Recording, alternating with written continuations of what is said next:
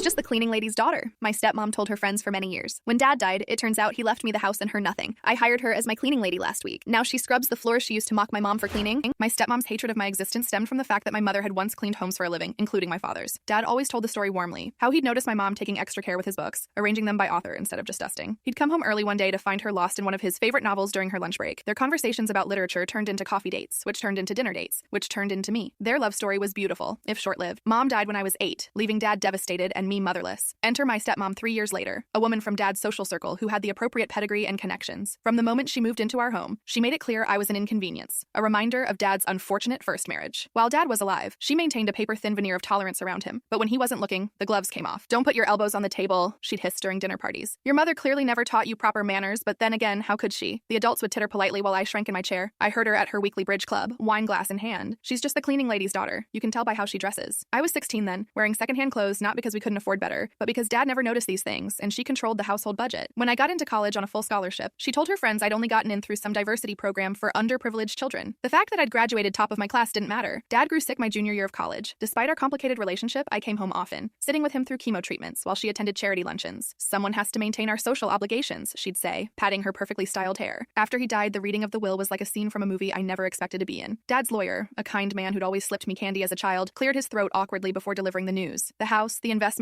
the family business, all of it came to me. My stepmom received only her personal effects and jewelry. Her face turned from smug certainty to shock, then fury. "This is clearly a mistake," she spluttered, looking around the room for allies. "He must have been confused from the medication." "Your husband was perfectly lucid when he updated his will last year," the lawyer replied. "He was quite specific about his wishes." What my stepmom didn't know was that Dad had heard everything over the years. The staff talked, neighbors talked, eventually even her friends talked, uncomfortable with her cruelty toward a child who'd lost her mother. Dad never confronted her directly. That wasn't his style, but he'd made his final judgment clear. She moved into a small apartment across town, suddenly finding her society friends busy whenever she called. Without Dad's money and status, she discovered how conditional those relationships had been. 3 months later, I heard through mutual acquaintances that she was struggling financially. Her alimony from her first husband had ended when she married Dad, and her expensive tastes had left her with no savings of her own. That's when I had my idea. The house needed regular cleaning, and I was busy running Dad's business. When I called to offer her the job, the silence on the other end lasted so long I thought she'd hung up. "You want me to clean for you?" Her voice was barely audible. "I pay well," I said. "Better than most. You'll get health insurance too?" Last week was her first day. I watched her face as she walked through the front door with cleaning supplies instead of shopping bags. She flinched when she saw the portrait of my mother that I'd hung in the entryway, a photo Dad had kept hidden in his study. Now she cleans the same floors she once criticized my mother for cleaning.